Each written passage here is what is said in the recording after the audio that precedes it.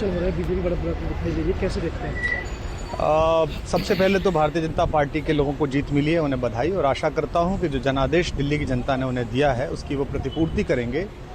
और वे सब आम आदमी पार्टी के लाखों करोड़ों कार्यकर्ता जो अन्ना आंदोलन से आए, जिनके बहुत ही निश्चल, निष्पाप और बड़े भारत की राजनीति को बदलने के सपने की हत्या एक निर्लज्ज, नीच, मित्रहंता, आत्ममुग्ध और चरित्रहीन व्यक्ति ने की, उसके प्रति तो क्या संवेदना। दिल्ली को उससे मुक्ति मिली। और मैं ये जानता हूं कि अब जो आम आदमी पार्टी में लोग बच गए थे सत्ता के लोभ में, लालच में, पदों के लिए, उस पैसे के चक्कर में, वे सब भी अब वापस जाएंगे, लौटेंगे, कुछ अपने व्यवसायों में लौटेंगे, कुछ पार्टियों में चले जाएंगे।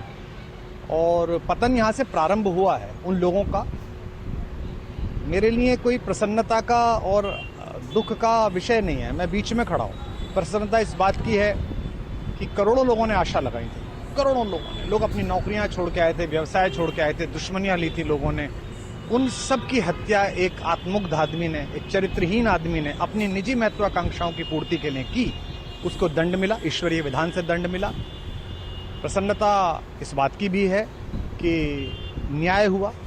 आज जब कहना नहीं चाहिए, लेकिन आज टीवी पर जब जंगपुरा का निर्णय आया और सामने दिखाई दिया कि मनीष हार गया, तो सदा तटस्थ रहने वाली और राजनीति से विरत रहने वाली मेरी पत्नी जो है, उसकी आंख में आंसू आ गए, वो रोने लगी। क्योंकि उसी से उसने कहा था कि अभी तो है ताकत, और उसने कहा था भैया ताकत सदा तो नहीं रहती।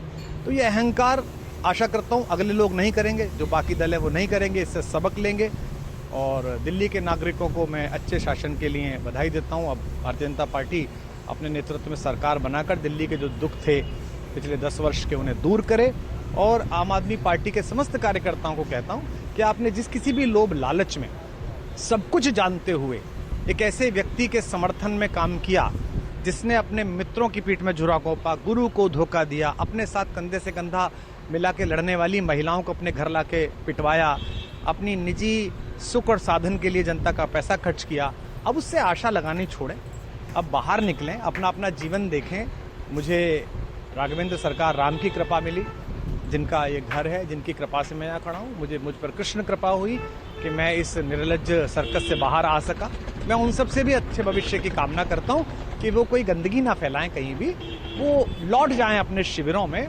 जिस तरह माधव को, कृष्ण को दूत देख कर भी भरी सभा में अट्टहास करने वाला दुर्योधन जो ये कहता था, सुचिग्रम नैव दास्यामि बिना युद्धे न केशवः, बिना युद्ध के 5 गांव भी नहीं दूंगा, आज वो अपनी सीटों के लिए तरस रहा है।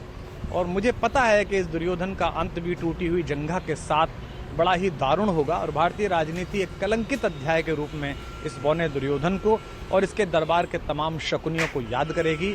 मैं उनकी मुक्ति की कामना करता हूं कि ईश्वर उन्हें इस दुख से बाहर निकाले, और समस्त लोगों को बधाई देता हूं कि चलिए अंततः न्याय हुआ।